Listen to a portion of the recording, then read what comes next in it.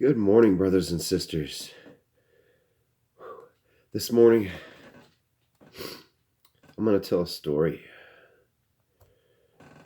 and read a little bit of scripture from John chapter 15. Maybe the whole chapter, I don't know. But, day before yesterday, a few days ago, I was asked by a farmer to come check out his vineyard and to come by on Monday and for him to show me to do some work out there for him.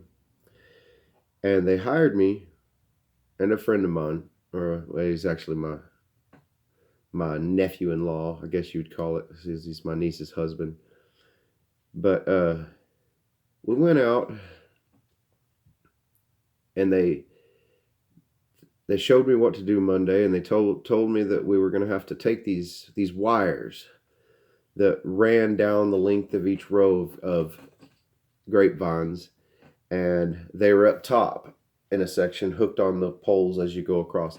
And what you have to do is you have to go through and you have to take the very top wires and hook them as high as they can go, and then take them on one side of the row. There's one wire that you take it down and hook it low, and on the other side of the row there's two wires, and you have to hook both of them real low, pull them out of the grapevines and put them down real low.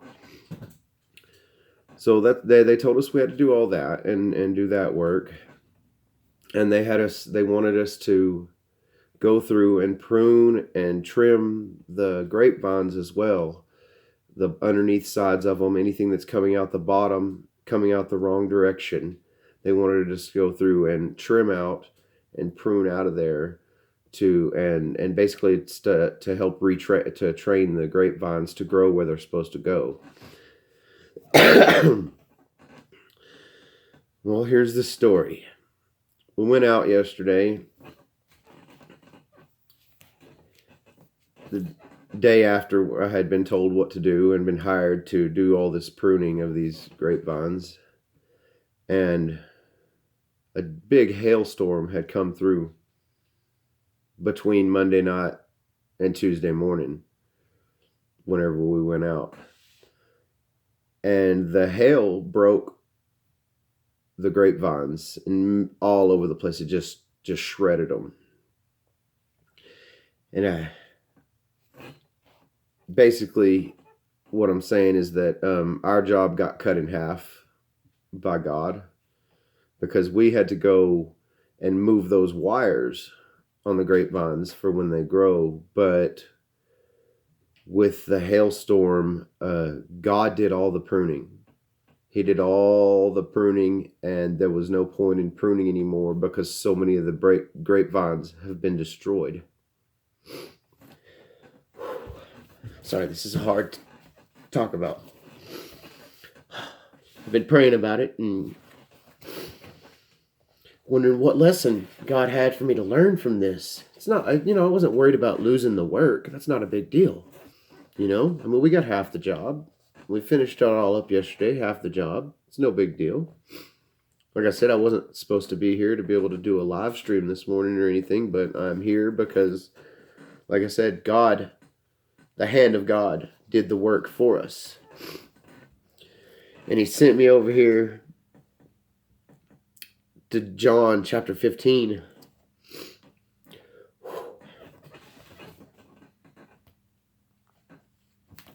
John chapter 15, in Jesus' words, it says, I am the true vine, and my Father is the vine dresser. Every branch in me that does not bear fruit, He takes away. And every branch that bears fruit, He prunes, that it may bear more fruit. It's not our job to prune the branches.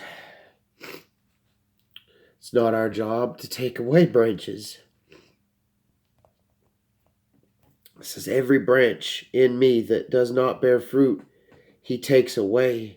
And every branch that bears fruit, He prunes, that it may bear more fruit. It says, you are already clean because because of the word which I have spoken to you.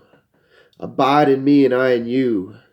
As the branch cannot bear fruit of itself unless it abides in the vine, neither can you unless you abide in me.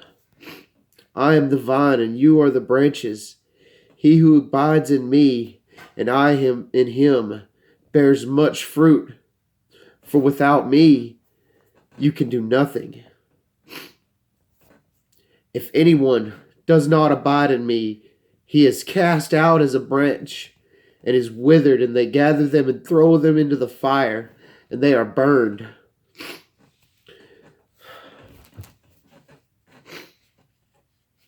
It's getting really close to that time when these branches are going to be removed by God. And it's pruning time. God is pruning the branches. I hope you see this, brothers and sisters, that God is pruning the branches right now. He is pruning them to bear fruit, and He is ripping out the ones that are not.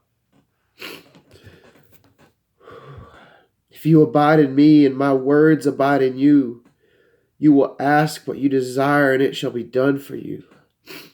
By this my Father is glorified, that you bear much fruit, so you will be my disciples. As the Father loved me, I also have loved you. Abide in my love. Verse 10 says, if you keep my commandments, you will abide in my love, just as I have kept my Father's commandments and abide in his love.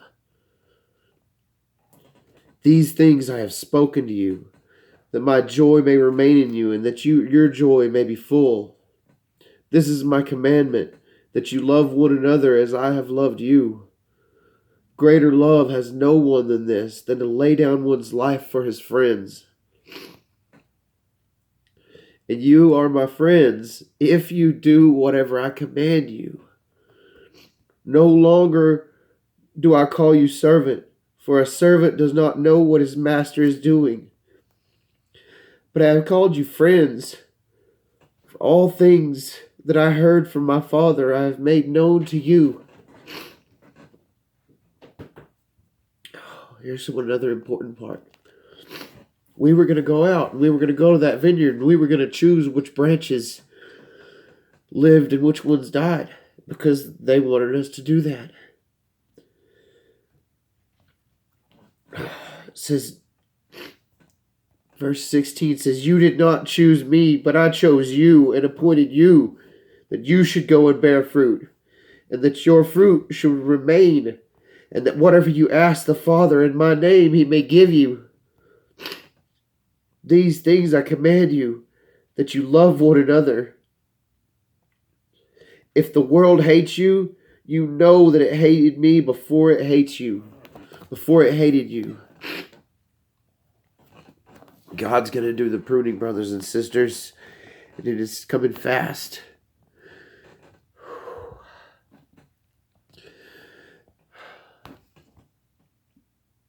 If you were of the world would love its own. Yet because you are not of the world, but I chose you out of the world, therefore the world hates you. Remember the word that I said to you, a servant is not greater than his master. If they persecuted me, they will also persecute you. If they kept my word, they will keep your words.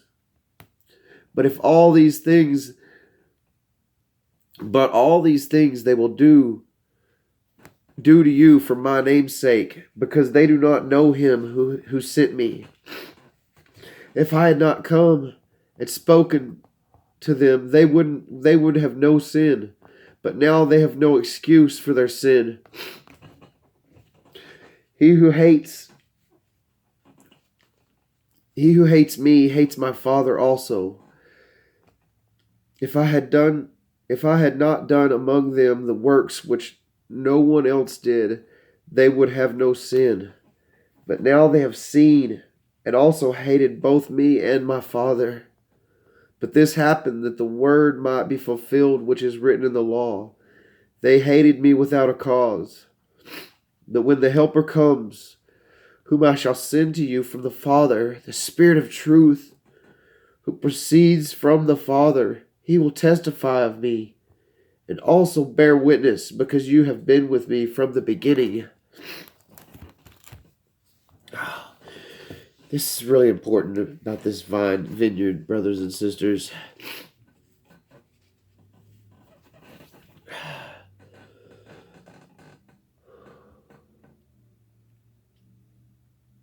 We try to speak the words of God and the words that he gives to us through our prayers and our utterances.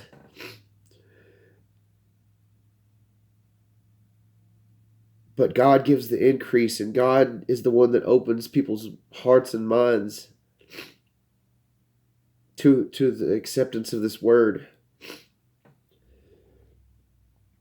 And I don't know about you, but God truly sent me a message with that vineyard yesterday.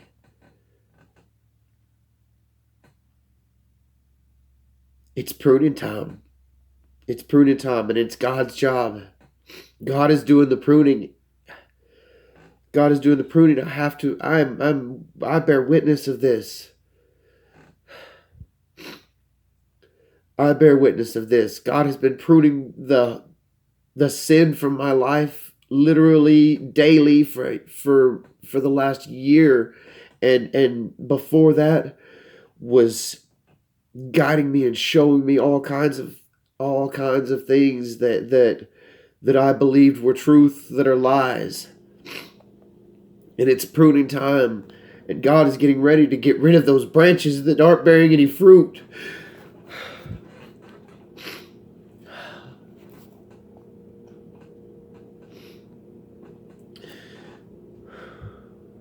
If anyone does not abide in me, he is cast out as a branch and is withered, and they gather them and throw them into the fire, and they are burned.